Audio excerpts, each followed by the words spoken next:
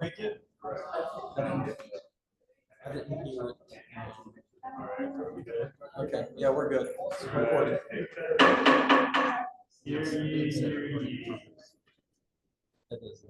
Today is June 25th, year of our Lord 2024.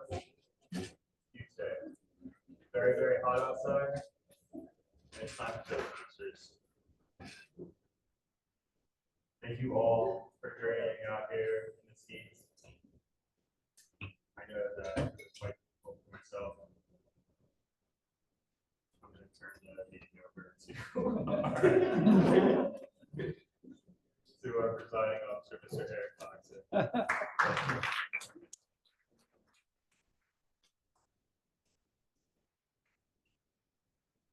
Tom, very well done, sir. A preview for your official role and position that will begin in a second. So just a couple of updates. I see we have a few guests on the video before, and the restrooms are through each of these doors. Mike should be, can you hear me through the speaker? No, I don't think so. Mike usually works. Keep going. Yeah. And if you've never been to a Toastmasters, you're in for a fun, enjoyable evening.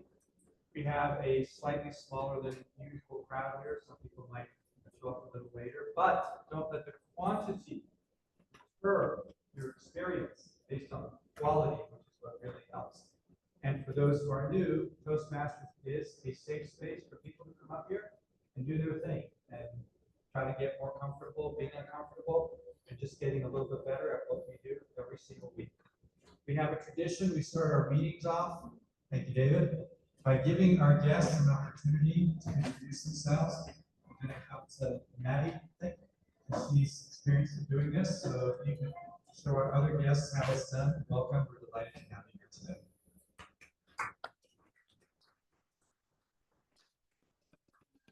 Watson. I think this is my 4th time at Toastmasters as a guest, and I just keep coming back because it's so much fun. So I can't wait to see what tonight will bring us. Yes, here's what the sound bar.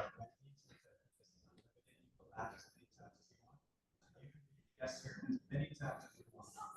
And I think Francis, correct? You've been here before too. Welcome back. Thank you.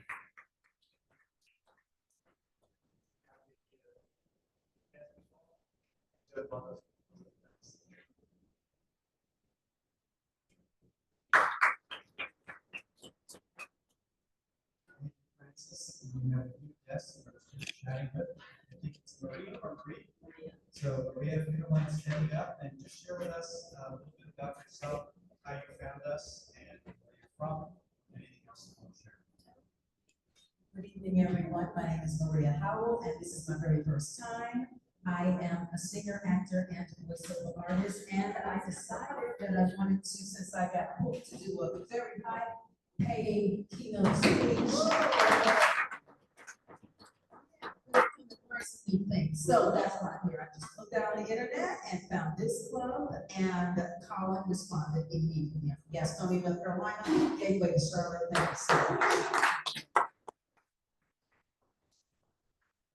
Fantastic. We're delighted you're here. I see one other guest, and if you don't mind, just tell us your name, how you heard about us, where you're from, and anything else you'd like to share. Hello, everyone. This is Natasha Gupta. I am basically I just graduated from master's degree of Toastmasters, and I believe that it was my first time. I'm applying to move to Charlotte, and those are things that I do, especially with book club or Toastmasters is something that I can actually do. So it's location, I think of and being a spoiler as well as you mentioned. So thank you. Yeah, I'm looking forward to just being getting to learn about everyone else and with my speaking skills.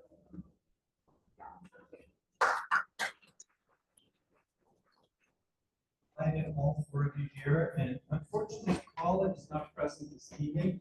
He sends his best regards, and hopefully he and you will be here another time to meet each other.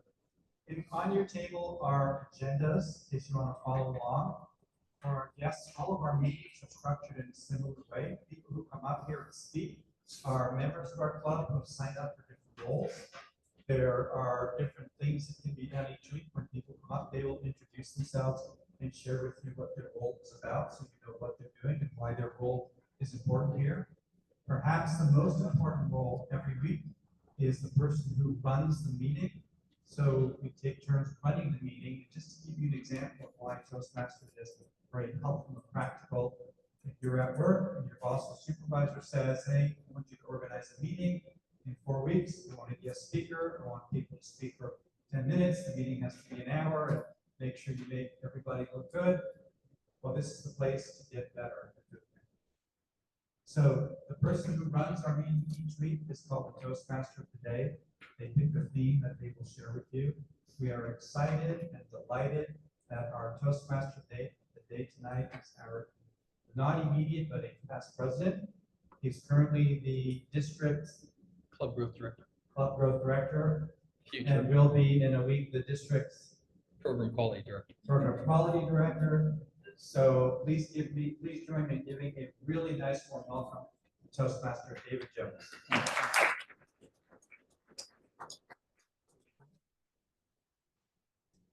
First of all, we try to save money, so these microphones, you have to speak directly into them. Sound good if you do this, nobody's gonna hear you. This is important. You can buy some $100 microphones. Once Jamie's not the trigger. Get it out of here. Also, Gastonia had a great Toastmaster club to meet Thursday, 7 a.m. at the YMCA. I don't live there, so I'm not coming there. Oh, okay, but you I'm said. already coming from Concord. Oh. Any further than fine. As Toastmaster, I have to pick the theme, and my theme today is National Merry-Go-Round Day. And whenever I become Toastmaster or speaker, I just think of a silly subject.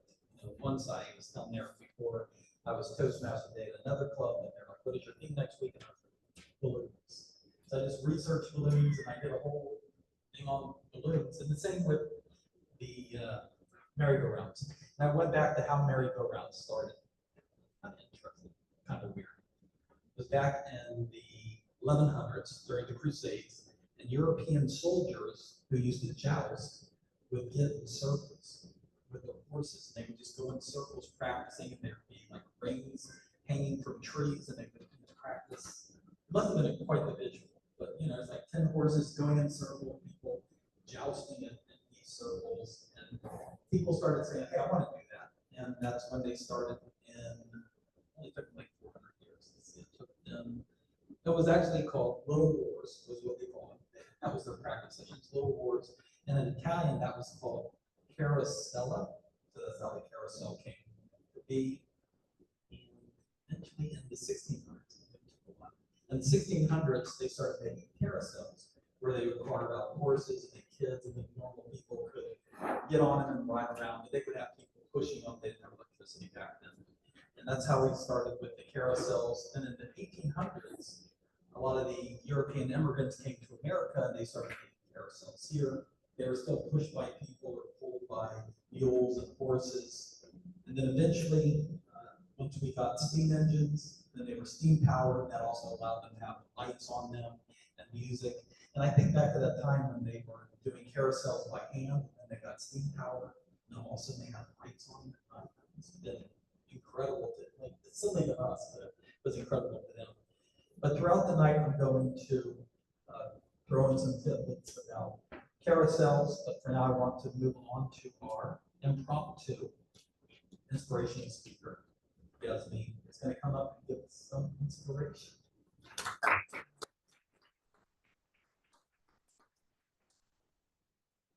Thank you, Joseph. That's your favorite. Life is 10% of what happens to us, and 90% how we react to it.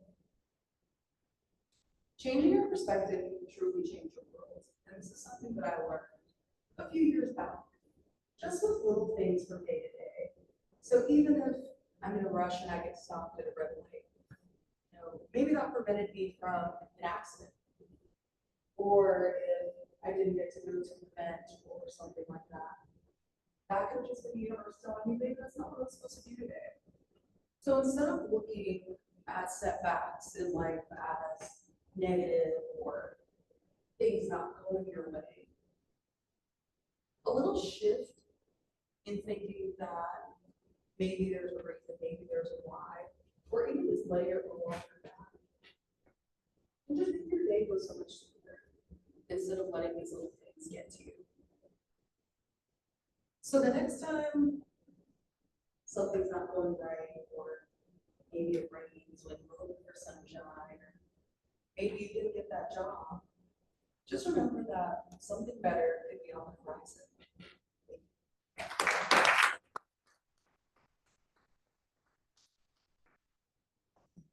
I call it impromptu because we asked her to do that like 4 minutes ago. She came up with it pretty quickly. Another reason that we use the microphone is here in Toastmasters, we should all project, should need microphones. But all these are recorded on our YouTube channel where you can go back and watch your performance, watch what you do, and do a self-evaluation. That's the main reason we do it.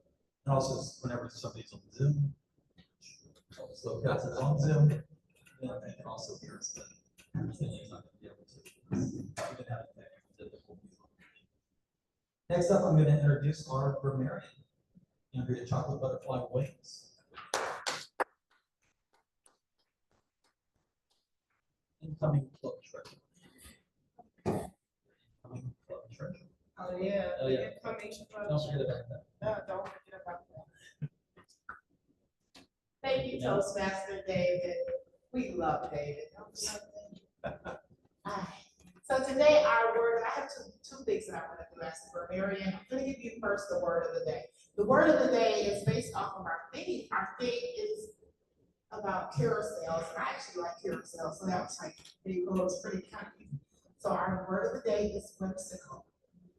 And you know, you think everybody knows what these words are, but everybody's from different times in life and different countries. So going to this one's weird. So whimsical, basically, it means playful, quaint, or fanciful, especially in appealing in an amusing way. And an example of it is a whimsical sense of humor. It also can mean acting or behaving in a capricious manner. Now you might wonder why I read that, because my middle name is Caprice. So now we can give me another description of being whimsical. Back to you, Toastmaster.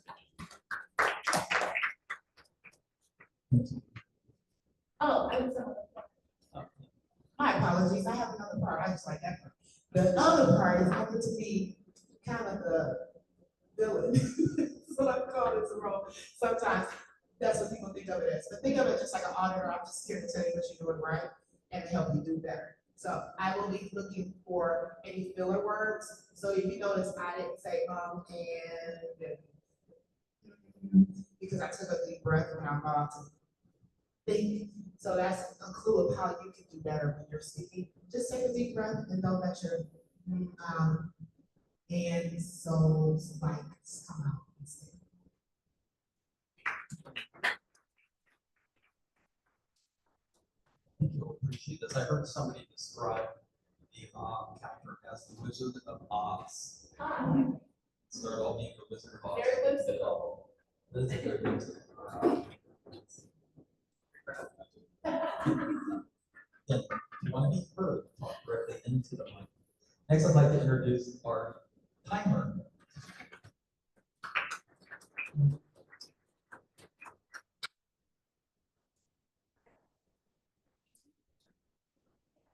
The role of time, where advertising speeches, evaluations, and feedback from the speakers. So today's speeches, prepared speeches are very special because they will have interaction with the audiences. So advertising, minimum time is 10 minutes. Sorry, yeah, 10 minutes.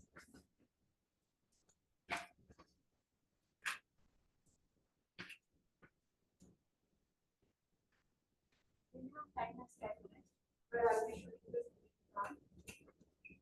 Then 11 minutes, where I'll be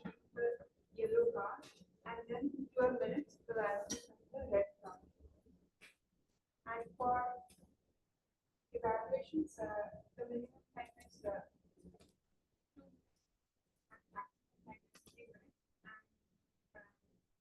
for the table topic speeches. What is it? The maximum tightness.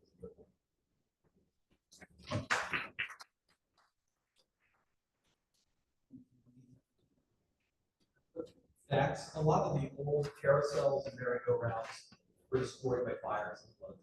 A lot of stuff like that's happened.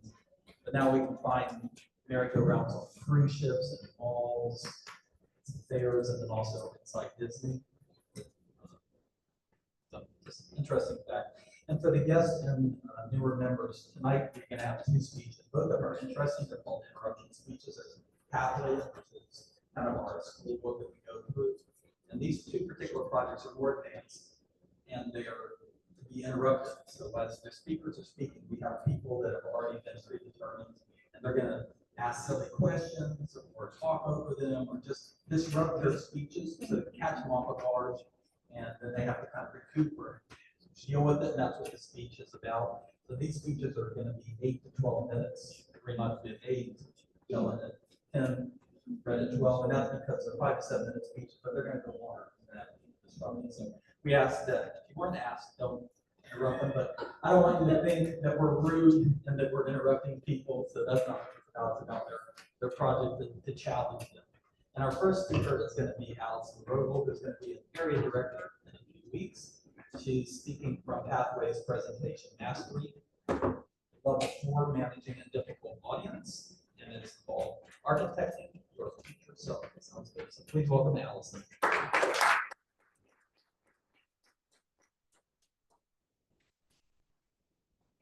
Writer and psychologist Dr. Daniel Gilbert said, human beings are works in progress that mistakenly think they are finished. The person you are right now is temporary, as fleeting, and as transient as all the people you have ever been. How many of you feel like you are a fairly different person even than you were a year ago? You feel like you're different than you were a year ago.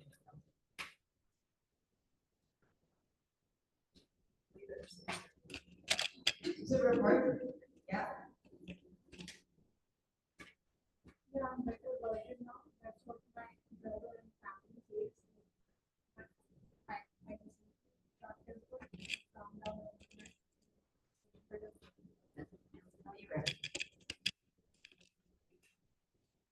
Today, 90% of my life is based on how I react to what happens to me as opposed to what happens to me. Very I recently read a book by Dr. Benjamin Hardy called Be Your Future Self. It's really good. And it just silence everything so we can feel and hear the chances of characters. Dr. Benjamin Hardy is an organizational psychologist, and in his book, Be Your Future Self Now, speaks about the point of living by thinking about who you want to be in the future. Be yourself now.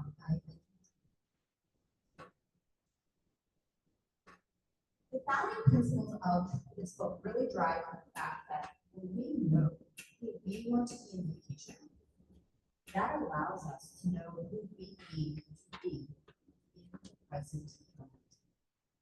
Think about it, your habits, your actions, the activities, the people you surround yourself with now are going to be the building blocks of who you become in the future. Let's say somebody wants to have their master's in 5 years. That's going to be their identity. Is each kind of grass a separate plant? Talk about that. Great question. The point of this idea is that if you're going to, let's say, get your master's in 5 years, gonna have to start doing some things now to get yourself there in 5 years. You have to think about what are the action steps that you are going to take that are going to get you to where you want to be in 5 years.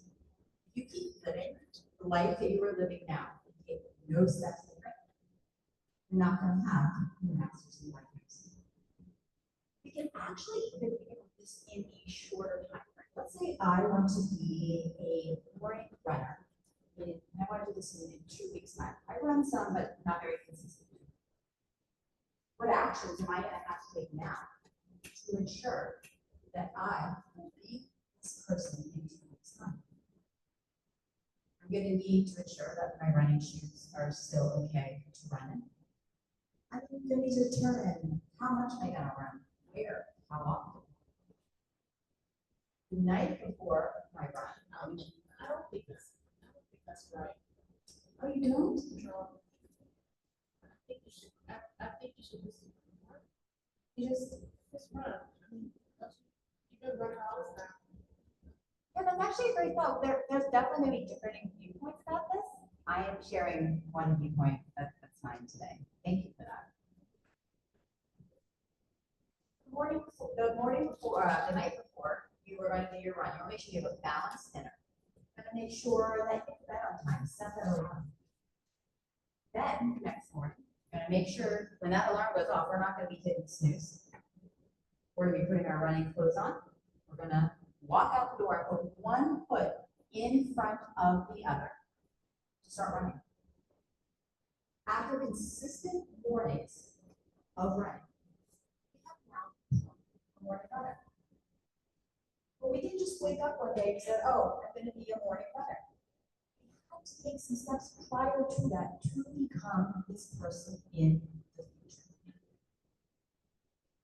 I think most of us know we can't just wake up one day and be exactly who we want to be. It takes deliberate, consistent action to become our ideal person. Why then do we struggle sometimes so much to take the action steps necessary to become this person that we really, really want to be?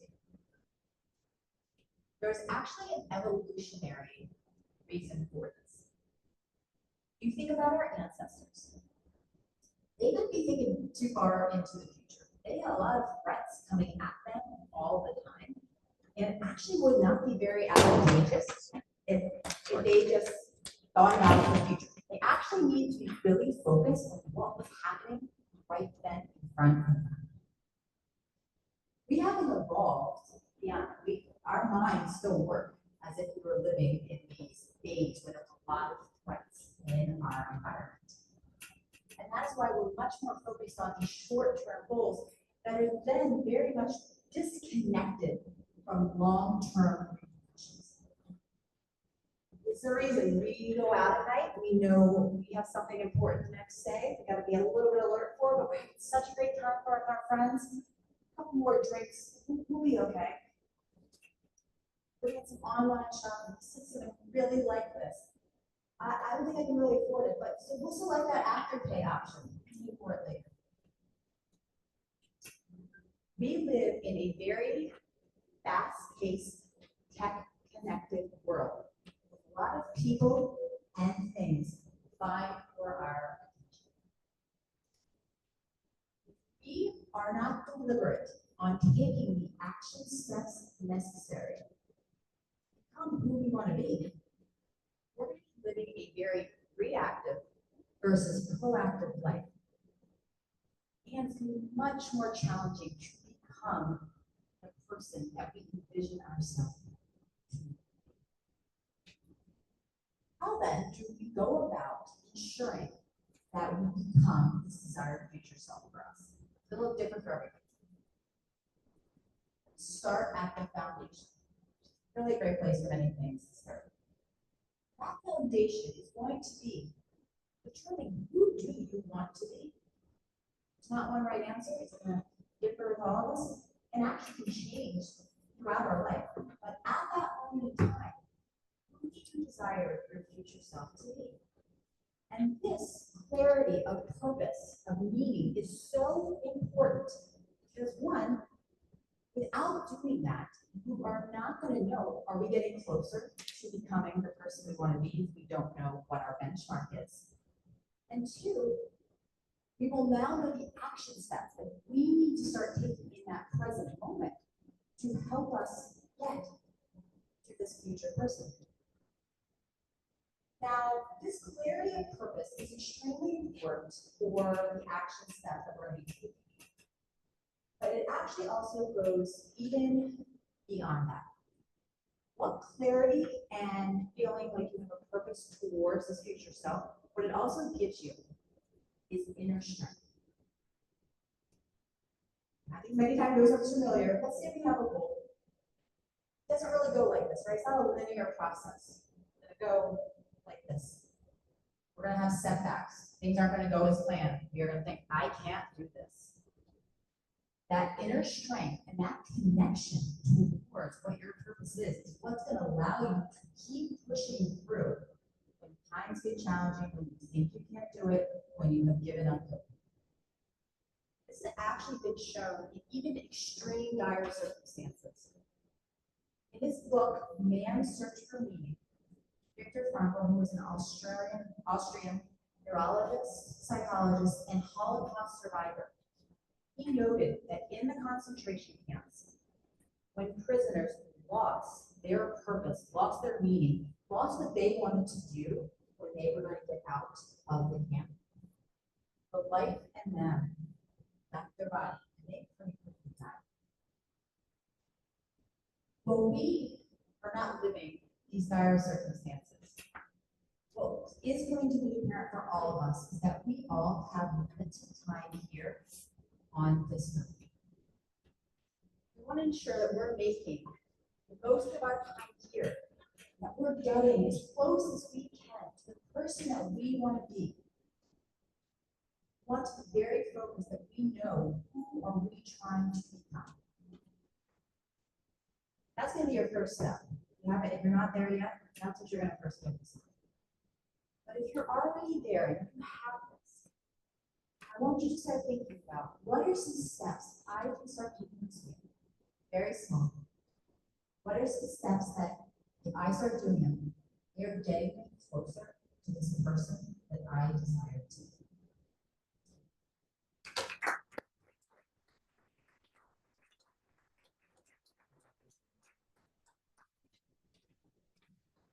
Very similar situation with our next speaker, who is our club president, Eric Laxer. He's also from Pathways Presentation Mastery Level 4, Managing a Different Audience. And his title is I Got Your Back, So Should You.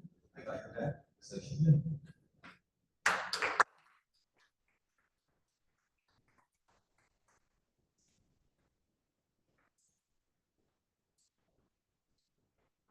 High tech consists of, there we go.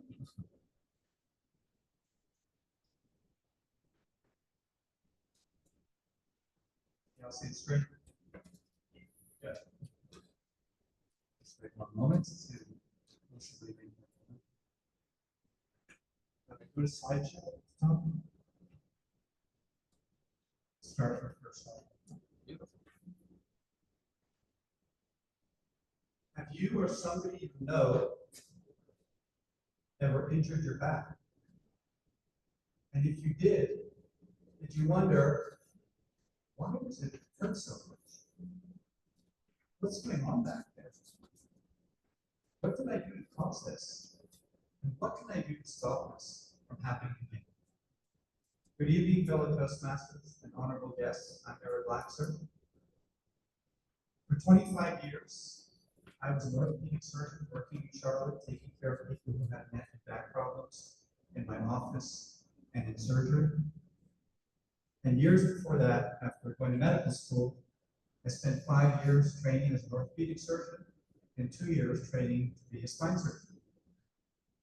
Now, I'm not telling you any of those things to boast, but so that you understand that my life and my passion for so many years was taking care of back problems.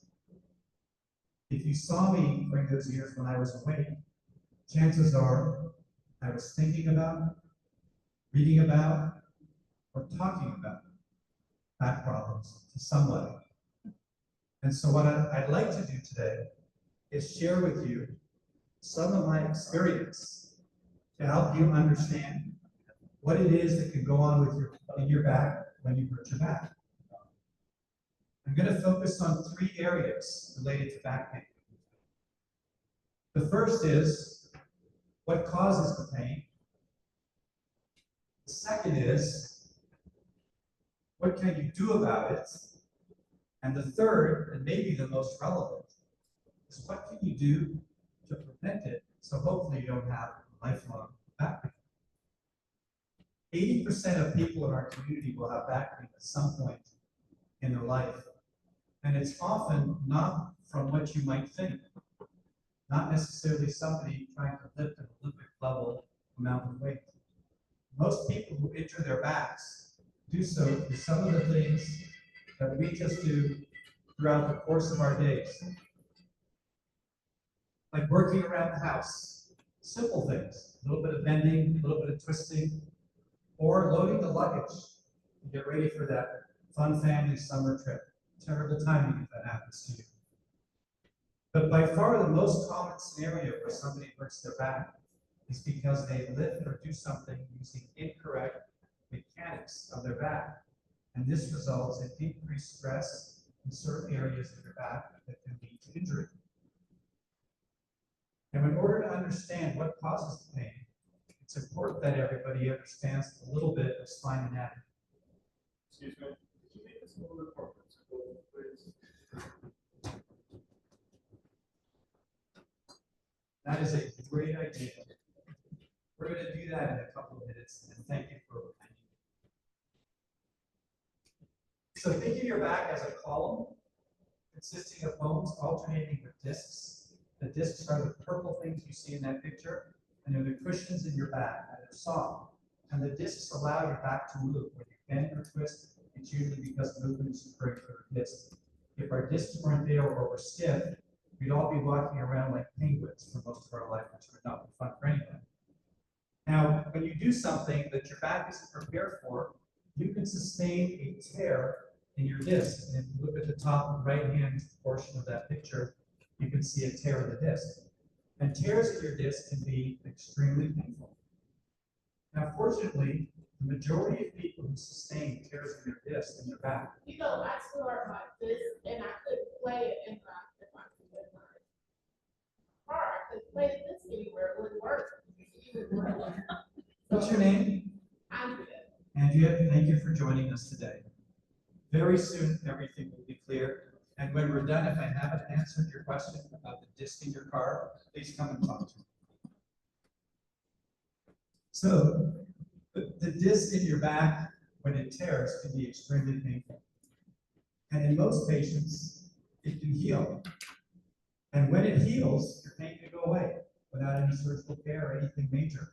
It can take 2 to 6 weeks, but if you're careful, you're lucky, your pain can completely resolve because that tear can partially heal. But in some patients, that tear doesn't heal. And as it persists, it results in a weak spot in your back that could be prone to injuries through additional events. And if something else happens, a part of the disc that's contained in the central aspect can slip out of place and can start pressing on one of your nerves. And you can see that in the middle of the slide. This pointer doesn't work on TV, but in the middle of the slide, the blue thing, you can see it's compressing nerves in that person's back. And when that happens, the pain changes. It shifts from just being in your back to going down into your butt and all the way down your leg. We call that sciatica. And so the cause of sciatica is usually an injured disc that displaces or slips. Medically, we use the term herniate, or some people call it rupture. And that can be severely, severely painful. So what should you do if you injure your back? Well, I'm going to give you a couple of suggestions. The most obvious thing is to modify your activities as much as you can. You don't have to stop doing things. You don't have to be stuck in bed rest, but to modify your activities as best as you can. And to include in your modified activities certain exercises that we know can reduce the stress on the injured part of your back. So most people who have a disc injury, if they try to bend forward or twist, their pain levels increase. But if they stretch backwards, either standing or lying on their stomach, it relieves some of the stress on the disc and can relieve some of their pain.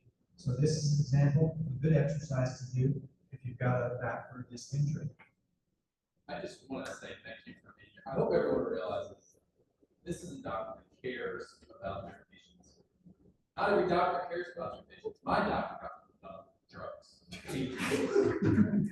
I know, I can tell. You're someone who cares deeply about your responsibility to your patients. So I hope everybody appreciates that. I agree with Jamie. Let's address the elephant in the room. Doctors all just want to get our money. They do. Recommend expensive things. You haven't addressed the elephant, have you? Well, I want to, you're Janie? Yes. Thank you, Janie. And your name, sir? John. John, thank you for being here tonight. I think you bring up an excellent point. I personally love elephants. My intention when we're done is to have a long discussion about elephants. And so please see me in the meeting, we'll have a talk. All right? So the next thing you can do for your back is alternate between heat and cold and take over-the-counter anti-inflammatories. Today, we don't encourage use of strong narcotic medication that Jamie referred to. Thank you for sharing that very important point with us this evening, sir. Sometimes if those things are not working, you have to go see your doctor because if pain gets worse and you develop other symptoms like numbness, tingling, or weakness, it may indicate a more significant problem and it may require additional evaluation with other tests such as an MRI or something further. Okay? Dave, please, Dave. I was just wondering about the family. It could be my future family, but so far I'm not related to any of those people. But thank you for bringing that up. Maybe we could talk about my family at the end of the presentation tonight. So here's the big question that we wanted to answer when we started the talk is, how do you prevent a disc injury? It's more important to avoid getting something than to have it and then have to deal with it and how intrusive it can be in your life. So there are a couple of things I've already indicated earlier that the most important issue that predisposes people to injuring their back is how they live. So using good lower back mechanics is an important way to reduce the chance of having a back injury. Can everybody stand up for a sec? I just want you all to understand, I don't want you to do this. If you have to lift something, don't bend. If you have to lift, I want you to just squat down with me, hold your arms close to your body. Just go down as far as you can. You can lift the item up and hold it close to you, and then just stand back up by keeping your back in a strong position. And if you can't do it yourself, make sure you get somebody to help you with that. Thank you all. You can sit down. You know, we sing from our God. Right? We sing from our God. This, So, sing. No, so that's what you like. yes, what's your name? Andrea? Cheetah. I think that's a fantastic point you're making. Thank you for sharing that with us tonight. So the next item relates to how to prevent injuries to your back is to lead a healthy lifestyle. And I'm going to point out a few components related to that. The first one is good nutrition. What we take in is what our body uses as building blocks. So if you're making a cake and you put all the ingredients in and then you throw a bunch of rocks in, that will be reflected in the final product. If we take in healthy foods, we can build healthy tissues in our body and prevent injury. The second point about this slide is hydration. Discs need water. Most of the structure of the disc is made out of water. And a great example is a sponge. If you ever take a sponge out of a package that you buy at Harris Teeter, before you use it, the sponge is kind of dry. You start bending it, they actually break. It doesn't work very well. But as soon as you add water to that sponge, it comes to life. It gets larger, softer. And if you then bend it or twist it, it can sustain those movements much better than when it's dry. And so hydration is a very important way to help prevent back injuries. I'm glad to see everybody taking a sip of water or cue. And the last point I want to make reference to is age-appropriate exercise. And what I mean by that specifically is to try to focus on things like your cardiovascular system. We all get weaker and stiffer as we get older. So working on strengthening, including core strengthening, is important. And also working on flexibility exercises are all very important for being able to do the things that you want to do to get to your goal. So I'm going to end where we started, and this has been such an engaging audience. I thank you so much for doing that. That I want to make sure you all can walk away with some of the important points here. Who can tell me what some of the causes of back pain may be? I read in Wikipedia that it's all mental. A majority of it, according to Wikipedia. I actually changed it to say that yesterday. Oh, you're Well, what's your name? David. David, what's your name? Yes, I think you two should have a conversation. Reliable source. Can anybody else tell me what a cause of back pain is? Yes, Amita. Yes, thank you. A fall or accident which can lead to a, Andrea, finish the sentence. Tear in the disc you have in your bag, not the one you put in your car. But go ahead, I'm sorry, did you have a question? Okay, thank you. I'm concerned. Yes. So you seem to be asking everybody for their name, but you knew Amita's name. Did you plant her in the audience to answer questions? That is an excellent question, and Lolita's name just happened to come from me to me in a whimsical way. Question number 2: what can you do if you hurt your back? Any suggestions? Lolita again. Take rest and visit doctor. Pardon? Take rest and visit doctor. Yes, thank you. Take wet rest, visit your doctor. Andrea? The pain pills, those things are really good. They can be very good, yes, and that's a very good suggestion, depending on the circumstances, but we try and avoid it, mainly because there are side effects and risks that are really very serious. So some of the things you can do if you hurt your back, some of the exercises we talked about, over-the-counter medication, and seeing your doctor and things, of course. And finally, what can you do to prevent a back injury? We haven't heard from this side of the room in a while. Yes, Maddie? Just proper lifting techniques. Excellent. Thank you very much. That was a wonderful, wonderful answer. So I want to close by saying, I mentioned earlier that I've got your back. And now that you are educated, some of you intelligent audience, you've also got yours. Mr. Toastmaster.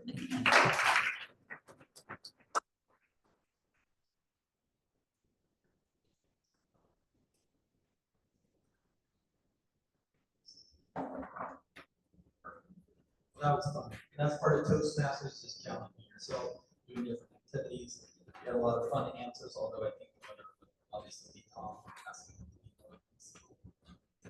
be almost cried when that was very fun. So we have time. I'm gonna talk about some more carousels after our next portion, which is gonna be our table topics. Table topics are 1 to 2 minutes where there are impromptu questions. Yes, and members can answer questions from. So 1 to 2, you go for the green, look for the green one, green card.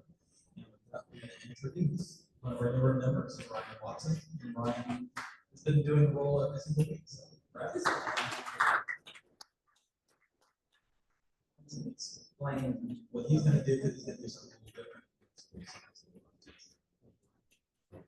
So I was looking online for guides on how to do this as well, and basically there were no guidelines. I can do whatever I want. So that's what we're gonna do. So one of the types of speech that I'm most interested in is the persuasive speech. It's something that's relevant to anybody in sales, anybody in business, this is something you're probably familiar with. Basically, you're going to come up here and I'm going to ask a question, give you a topic, and you need to sell the audience on that topic or answer. So who wants to go first? I promise it'll be easy, but it sounds. So,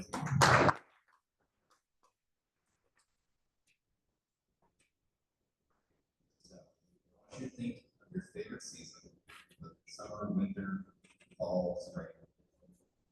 discuss why that should be our favorite season as well. What is my favorite season? I would have to say my favorite season is autumn. That's because it's not too hot, it's not too cold. We're some people who it's not too hard to and also, you guys know what's coming. It's nice. It's the season of the sacred pumpkin spice. Yeah, spice lattes, pumpkin spice bread, pumpkin spice muffins, pumpkin spice tea, whatever you want, whatever your heart desires, you can have it, but only in the fall. If you drink pumpkin spice outside the fall, you're psycho. I'm sorry. So, in conclusion.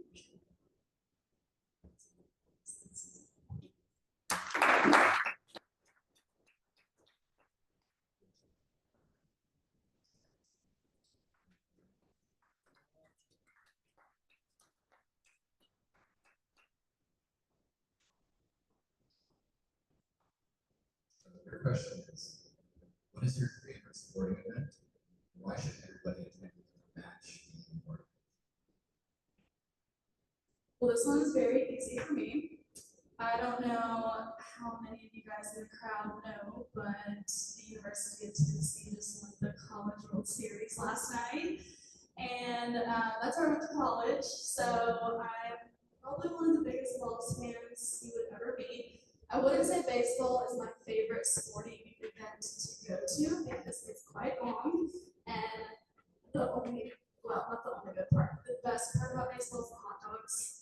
So, even better sporting event to go to, I would say, is the Tennessee Volunteers football game, but it has to be the Tennessee Volunteers football game because the experience is like no other. The fan base is one of a kind. This is my answer. We have made many of our friends Balls fans by coming to just one football game with us. We have quite the traditions. We sing fun songs called Rocky Top. We do fun little chants, the dances together. And if we're lucky, we win. So that's my favorite sport event.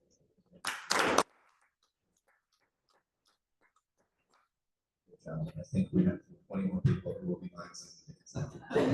Yes. All right, who else?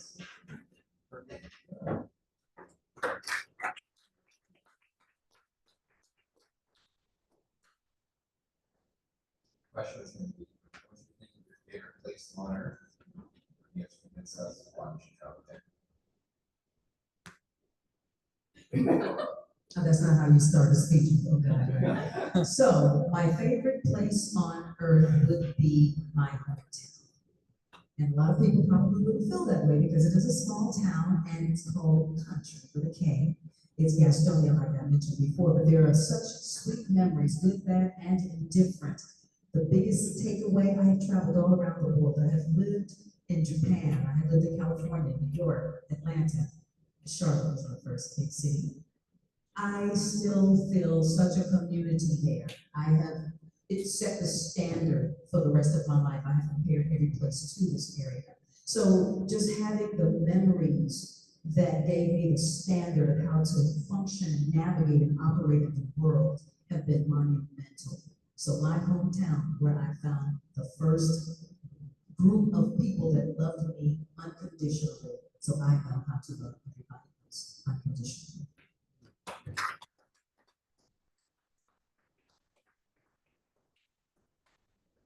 I was looking at hotel. Yes. Yeah. All right, we have time for one more. Yeah. Perfect. All right. Bit of a risk taker, bit of an adventurous guy. I'm gonna ask you, and you're gonna give me an answer. What is your favorite wild animal? You don't pick him. Just answer what is your weapon? I'm not setting you up for failure, I promise. Well, we'll say the cheetah. A cheetah. Great. Why would a cheetah make a great pet? All right. Y'all heard dogs, right? These little four-legged guys that live in your homes, and they bark whenever anybody needs to do it. Imagine that, but it's 3 times the size, and it will kill anybody. You're not sold? It also eats a ton of food, raw meat, which it may want to hunt itself, so you may have to go to the store and buy a little pig for its store. I know that I'm really excited about this idea. And I can see in your faces that you're not quite getting this. So, I know everybody likes clean. I myself am a huge fan. You're gonna need a Dyson. You're gonna need a super Dyson to get all that hair out of everywhere. So, those of you who have been looking for an excuse to buy that Dyson, this is how you justify it. Thank you.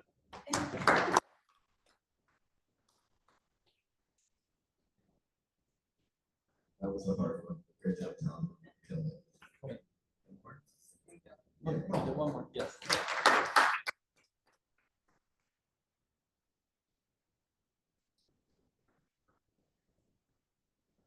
Your favorite piece of media could be a book, TV show, or a movie. Why should we even try?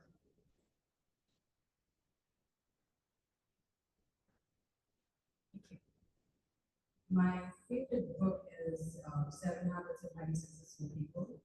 And it's a great book. It has a lot of motivation to change your day-to-day habits and the way you interact with people, the way you raise kids, the way you make friends, the way you influence people, the way you convince people. So I would say it's a very good book and you all should give it a try. And besides that, also it helps professionals at various levels, successful entrepreneurs, or maybe people who are starting out on a job, or even kids who want to know about how to change their behavior, how to change the patterns, or create new habits in their lives to be successful, or even the way to study, the way to change their studying habits so that they can get better grades over a period of time.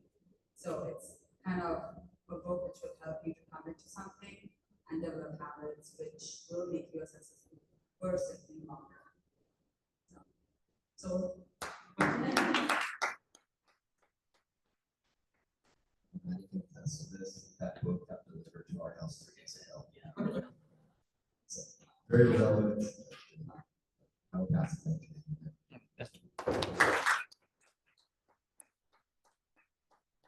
Fun, interesting questions. Appreciate it. Another good part about Toastmasters is the speakers get evaluations and get feedback on their speakers, and also the evaluated meeting as a whole. These are general evaluator today.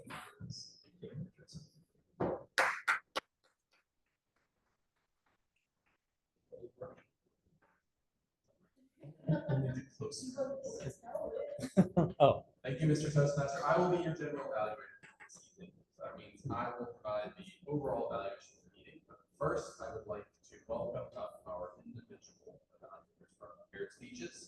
And first, we have Gabe for analysis.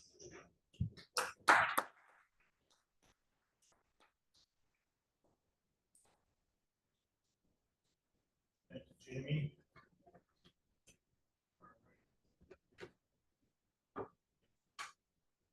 Allison, well done. That's not easily done to tackle a whole audience that are interrupting different things. You don't know who's going to be doing it, so congrats. Well done. I wanted to go through just a few things that I thought were positives, things that you excelled at, things that you can maybe work on, challenge yourself on. So again, I think overall what you excelled at is engaging the audience. Right away, you start asking questions and asking to learn from people. Great way to engage people. It draws them in. They're curious about what people are going to say. So that's fantastic. You had a question and response format in your speech where you were going through your speech and you would ask a couple questions and you would help answer. I think that was helpful because latch on to different questions in our minds. When you ask the question, we all think we had the question like you said. How do we go about ensuring we we're gonna be coming to practice first. And so we all are thinking about that. It's a great way of engaging, helping us follow along. I think that's excellent. And again, I think we're really good at addressing the different directions that happen. Whether it's people echoing or people asking questions or off topic, I think it's a great job of overall addressing it while staying on track. I don't think we can skip the beat, go ahead, quickly took care of it, and then stay on track, which I think can be really tough to do. I think in terms of something you could work on, was the overall structure of the format. I think maybe breaking into a couple different sections or things to take away. At the very end, you asked a question that was super helpful, but I think the overall structure, there was a lot of good content. You mentioned several different books. I think Victor Frank was a fantastic book, but I didn't follow the structure. There was one maybe I missed it, but maybe just the whole structure of this meeting. But other than that, that was a great job. Stayed on track. Nicely done. Thanks, Allison.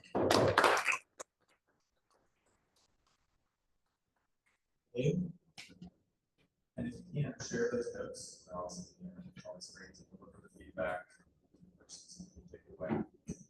Our next individual evaluator will be preparing feedback, delivering feedback for Toastmaster heroes, which is the Toastmaster Cup.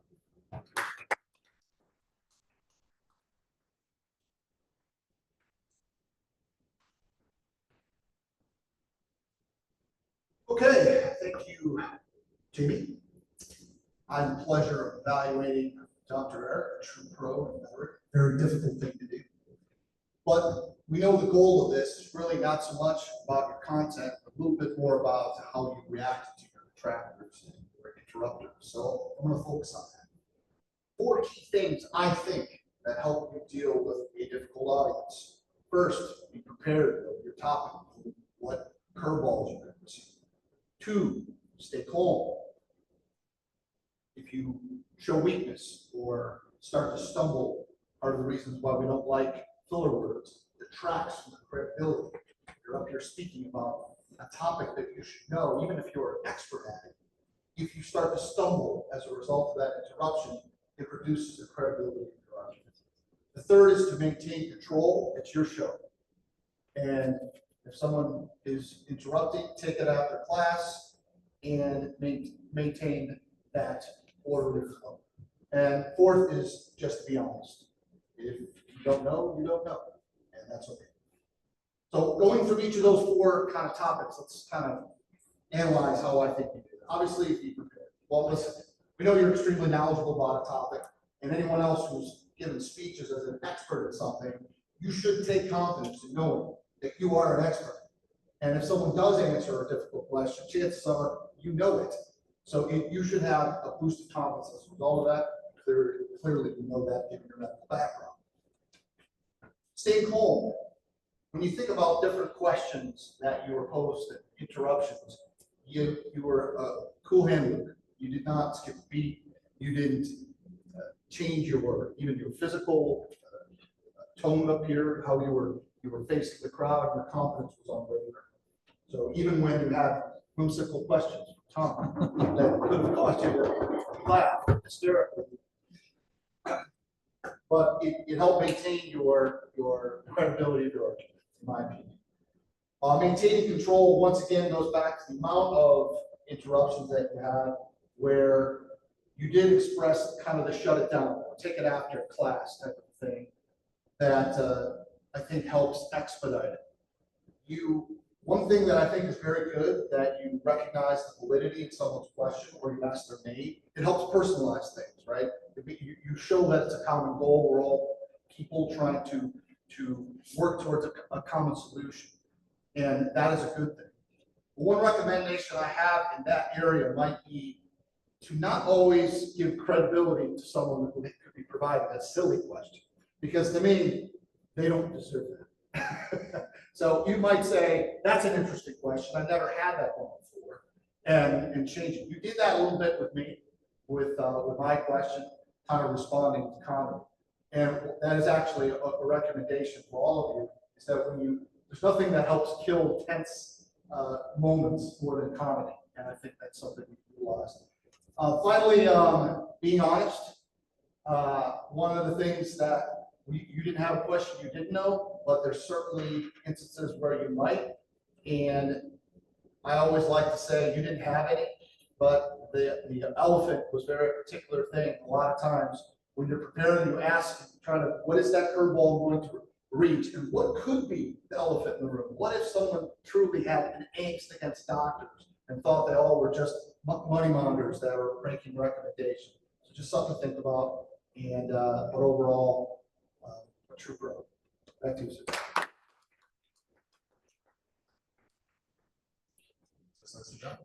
Great individual evaluations from both John and Gabe.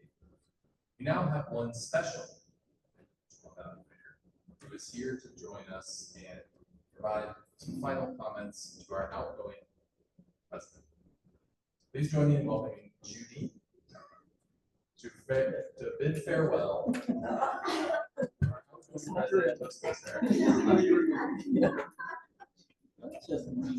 Hi.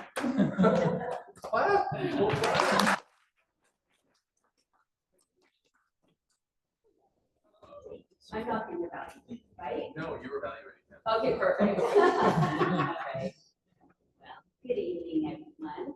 And thank you for allowing me the privilege of addressing you tonight. So how does one toast the Toastmaster? Very carefully, especially if he's your husband, best friend, father of your children, etc., etc. All kidding aside, I want to express my admiration to you for a truly wonderful year as president of this esteemed group of people and club. It's obvious how much you love your Toastmaster family, and just as obvious how much they love you. I witnessed you putting in countless hours of prep work to ensure smooth meetings, appropriate speakers and speech content, providing snacks, beverages, educating new and seasoned members, even meeting with church staff to fix Wi-Fi issues so that Zoom participants can have as good an experience as being here, and many, many other things done all year. Your kindness, humor, fairness, and good nature make you an incredible leader and mentor. Cheers to having had a successful year as president. In addition, all, please join me in wishing Eric a very happy birthday.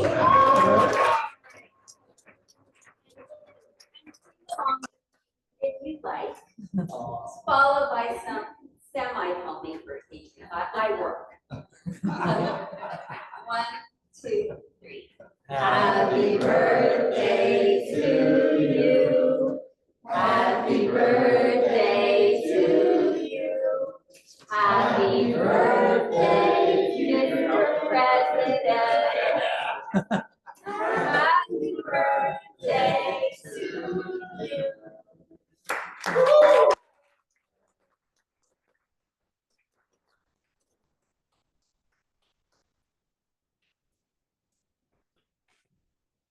I have to hug this. Sorry, John, I'll be yours after. All right, we will do brownies after the end of the meeting. All right, let's quickly wrap up our evaluation portion of the meeting. So I will give just 4 very brief overall comments on my observations of the meeting, and then we will invite back our timer's report, as well as the variant. So started on time, always a fantastic accomplishment as a club that gets here. Sometimes we have people scrambling in at the last minute, but we always make sure that we are ready to go as a club. We're using all of your time wisely. Had a little bit of audio issues, but I think we corrected it relatively quickly. And let me just get a quick show of hands. So folks who have experience before the mic and after the mic, who thinks it's better having the mic and being able to hear a little bit better? Okay, I think it's unanimous, David, that this has been an enhancement to our club. Overall, fantastic team. I actually found it very educational at the very beginning in terms of the origin stories around the merry-go-round. I'm always impressed by your ability to come up with stuff on the fly and have 100% confidence just coming up here and like owning that topic. Like nobody else has ever owned it before, even though you literally came up with it hours before. along those lines, congratulations on your inspirational comments. I also was very impressed that you did that at the last minute, and did so without any filler words. You noticed that. That was really impressive, knowing that you were improvising some of that off the cuff. To all of our members, great job signing up for roles. Like the summer's a challenging time to get people to come out, and I thought we did a fantastic job filling those roles, even if it was about a minute today, and making sure we had a good presence here. All of our interrupters, I applaud the enthusiasm with which you embraced your roles today. We haven't had 2 of those before, and you didn't flag throughout. You were committed to your interrupter roles and providing as many whimsical distractions as you possibly could. Lastly, Brian, I really enjoyed your table topics questions. I thought that whole persuasive theme was a really great thing to take with it. And with that, I will turn it over to our timer for the timer report.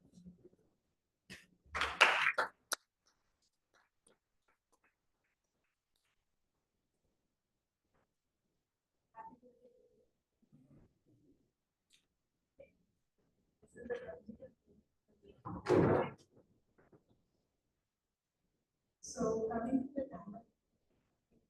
John. 10 minutes and 40 minutes. Directly 14 minutes, 8 seconds. For the difficult systems, just doubting 3 seconds. And 1 minute.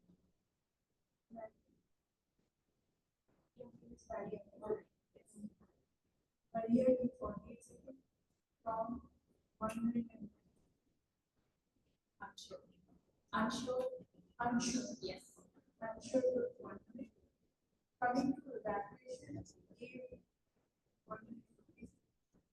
John, 46 seconds.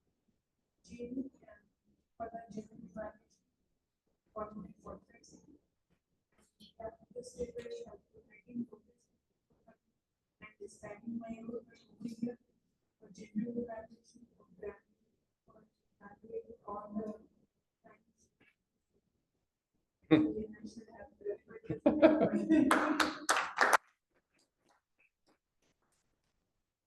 Resources for our Toastmasters. Lastly, let's have our grammarian.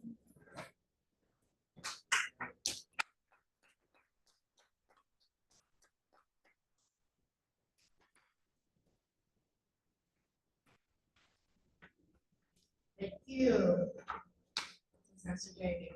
Today, we had a wonderful start of Carosella. I had to look it up because I was like, I have never heard this word before, but it's an Italian origin, so if you want to look it up, that is the basis of carousels. Allie, you kept saying something, and I started singing a song. Who do you want to be? Yes. And I was back there, who do you want to be? Who do you want to be? Who do you want to be? So, you said that over 10 times, but that was really good because you drove that home, so that was really good. So that was something that kept sticking out. And takes deliberate, consistent action to become what we want to become. That was one of the things that you said that really got me. You had Bonita, Jamie, John, Eric, Tom, all say. Everybody? So now everybody is great. Okay, so Eric, I thought you were going to go somewhere else, but I do know you were, that was your profession as a doctor. I thought you were going to, it was a pun on words, but I like that you were actually talking about what you're doing. So I got you back. So you should tonight. Oh, this is something funny to me. You could say maybe we can talk about it later. Maybe we can talk about it later. So similar to her saying who you want to be, you can say maybe we can talk about it later. So I was, you guys know I'm saying. Kind of listen. Brian, table topics, just like Taylor said, that persuades, that was good because that's what table topics is for, is when you get ready for work and things of that sort. And it was the nonverbal communication. There was some the way people kind of, just react to each other. The ums today were very fun. And Gabe gets the award for today. Next. Andrea, all right, that concludes our evaluation portion. I will turn it back to our Toastmaster today to finish up our meeting. Thanks, Jamie. Is today actually a birthday? No, it's not today. What? No, I didn't know if it was there, it was actually birthday. July. Okay, it's very, took us like 3 or 4 months to find out that it's about. Where Andrea and I tell her it's our birthday. We're running a little behind, so they go ahead and turn it back over to our president, who's last meeting's president. David will follow along with the traditions at our meeting and just give our guests a chance to share a couple of words about tonight's experience. Patty, we'll start with you again. First off, happy birthday, congratulations on your retirement. I thought tonight was incredible. Honestly, I would have paid to come tonight because I personally have major back pain right now, so that was really helpful for me.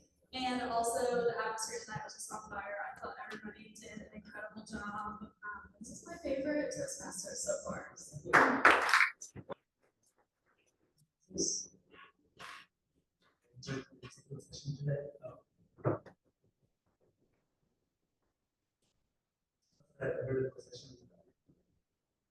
We have to handle it. Sure, we have to handle it.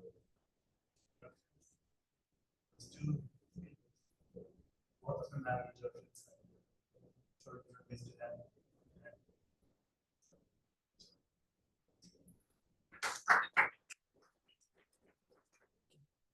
Maria? Thank you so much, and I was going to use that whimsical too, you said that whimsical, you made me say that so much, so thank you for it, whimsical. At any rate,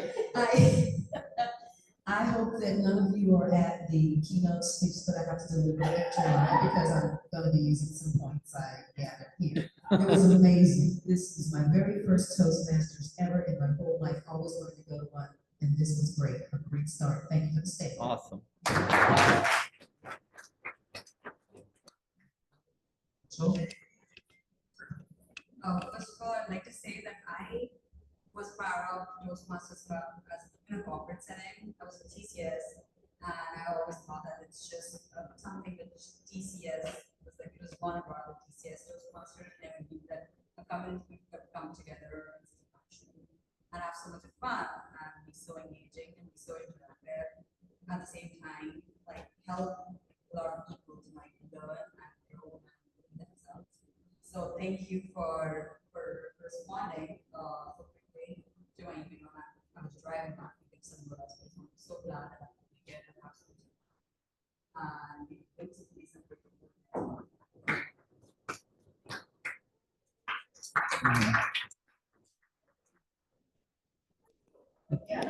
all right, well, what amazing comments. Thank you all for such wonderful comments about your experience tonight. And thank you all for honoring me this evening. That was unexpected, and for my wife for being here. That was totally unexpected. Thank you. Whoever kept the secret very, very well. Very well done. Thank you. My plan was to, as the last meeting that I'm chairing with our president, to thank our members, because this is an incredible club. And I learned that every time I'm involved with Toastmasters from other clubs.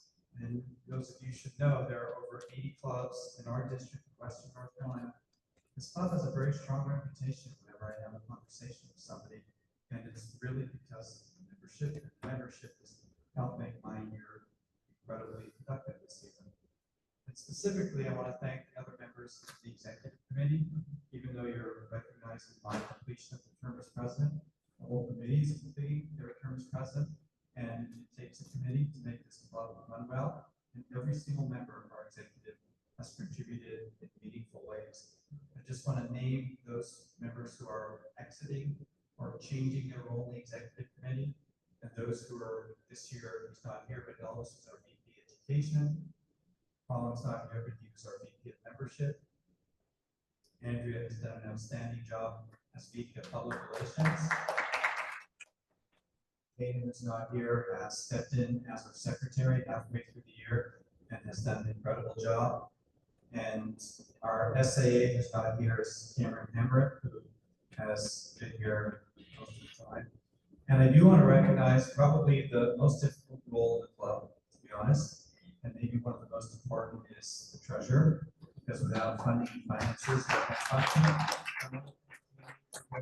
Absolutely outstanding job this year, Jamie. Our incoming executive committee, Colin is our president, Elvis is still our VP of education, Dana is VP of membership, Yasmin is our VP of public relations, Mobita will be our secretary, and Andrea will be our new treasurer, and Tom will be our SAA. And we will have a chance to recognize and celebrate our new executive committee Tuesday, July 30th, where we do an official installation ceremony. So with that, unless there are any other comments from anyone at the meeting tonight, I'd like to officially call tonight's meeting to a close. And I'm not sure what's going on there, but I think most of us should show up there in about 1 second.